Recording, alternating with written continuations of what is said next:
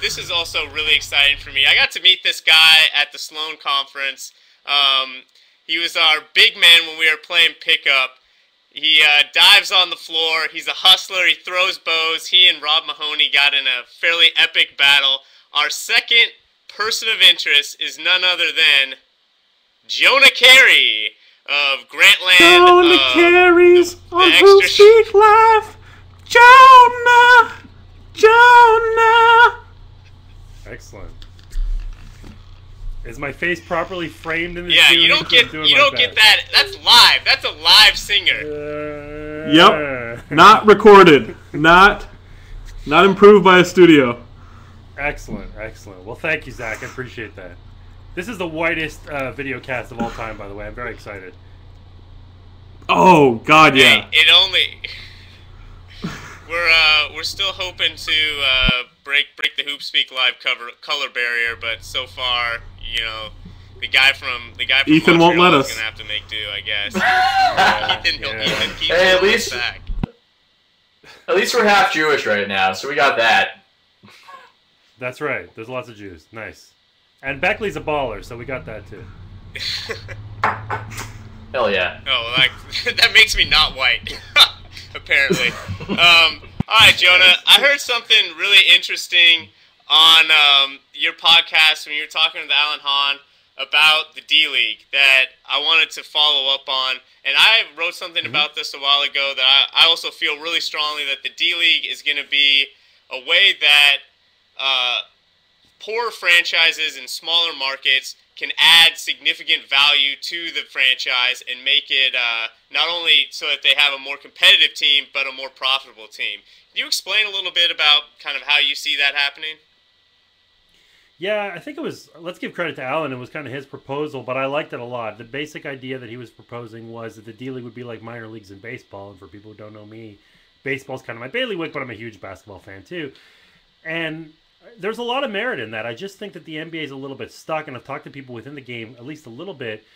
It's very hard. You get in a situation where you can draft someone and sort of stash them in Europe. That's kind of your best bet at a farm system, is you just defer and you wait 3 years and you hope the guy develops. But we can't really do this with American kids right now. What happens if you draft somebody, or you want to draft somebody, he's 18 years old, you know he's got potential, but he's not quite ready. Do you carry him on your roster and he just retards his growth for 3 or 4 years while he sits on the bench? What do? So by using the D-League, by basically having each team have a D-League team as an affiliate, you make it like a farm system. I think this can absolutely work. The biggest problem, the biggest potential obstacle to me is, what the heck do you do with the NCAA? This is a potential to really ruin their business. They're a for-profit enterprise. It's a big problem for them if you're taking the best players out of college. I mean, I know that there's already a lot of one-and-dones anyway, but you're potentially further eroding the talent base if you try to go this route, I think. So are you suggesting that the NCAA has some sort of lobby within the NBA that influences the decisions on age limits and that sort of thing, or? Okay. Yes. So yes. they would have to basically step on the NCAA's best product. Yeah, I think that's possible. Now, you know, maybe I'm being too pessimistic because, again, we already have one and dones that a lot of kids come out early anyway. But I would hope that there would be a compromise. I mean, I like college basketball and I like the NBA. I'd like to see both succeed. I just think, I actually feel sorry for the individuals here. You have an 18-year-old kid, and he comes out and he's talented, and he spent his whole life kind of working toward this goal, and forgoes college, whatever, you know, maybe even worse, kind of was coddled his whole life and never really got a chance to get an education, gets drafted by the NBA, makes $750,000 or whatever, and is never heard from again, and that's got to sustain him for his whole life with no education and no anything. It's sad. I don't like that. I don't think that's good. I think that we have to find a way to nurture these people as people and as basketball players. Yeah, I think the NBA has done a much better job recently in their infrastructure when rookies come in and giving them some sort of education on things to do and not do. But I agree. You could see the Development League is having a component of not babysitting, but like, you know, you get a little business sense as you come up. You get a little sense of what being a professional is like before you've got millions of people looking at you. And I also agree, you made a point about this, or you and Alan both made this point, I should say, that players come through college and are not significantly better for having those 3 years sometimes. you know, that the college development system isn't a cure-all to the NBA having players wash out as rookies. Brett Coromenos, who writes here, did a great thing on the way that Butler is gonna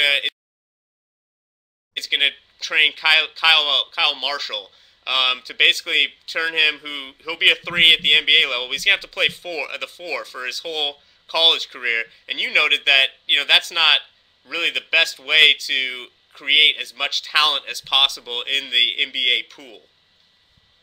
Yeah, no, that's all in play. There are teams that have, like you said, like Butler, that can have their players stay in the program for a long time.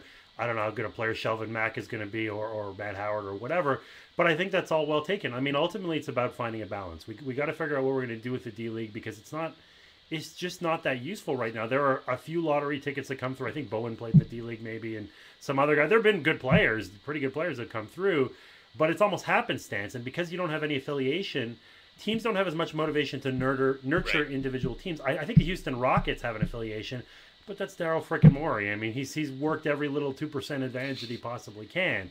He's got this stuff figured out. And by the way, they still don't have enough superstars, and that's why they're not a great team. They're very good at the little things. They need to capture the big things. This is another thing about the NBA. If you want to rebuild, in baseball you can rebuild. You don't necessarily have to have top 5 picks. You can still get it done. In basketball, you almost need to, because if you don't have a good team, superstar doesn't want to go sign with you, number one. Then number two, if you're drafting number 8 or number 9 or number 10, pretty good chance you don't get John Wall or Blake Griffin or whatever. So it's this tough situation. I really feel for teams that are in that 35 to 45 win range, where they're not going to win the championship, but it's going to be hard to turn it around. And I think this is one way to help them, as well as obviously the lower revenue clubs. Yeah, I think the lower revenue, one thing that you'd be able to do as a lower revenue club, if you could develop players cheaply, is not only could you bring them up and they could be good on your team, but you could develop them and you would own their contracts. Excuse me. Right now, D-League players don't have NBA contracts, so they can go. They're basically free agents who can be signed anywhere. If you own the rights to that player, then you could sell them off, sort of like, you know, English Premier League or baseball does, where a poor franchise can develop someone great and then sell them off for a big profit and at least make some money back that way. Yeah, it's probably more of a soccer thing than a baseball thing. In baseball, you wouldn't necessarily sell them off. You try to get them up to the majors. But, I think that you can come up with a way to balance those two approaches. Of course, that's fine. I don't know anything about soccer. We're even. I think that you talk about those things and you could probably mix the two approaches, and that's totally, there's a lag. It's fine, and I think that you could make that work. You just got to figure out a way. But I'm open to ideas. I just think that the current system is not great, and we can do better. And yeah, rosters are limited. You're just going to get, at the end of the bench, you have these, over the years, we've had these Jack Haley types who are cheerleaders or not useful players or whatever. I think that's actually better than burning the service time of a rookie, by the way, of someone who's clearly not going to get playing time. I'd like to see a way to just find a way to bridge the gap.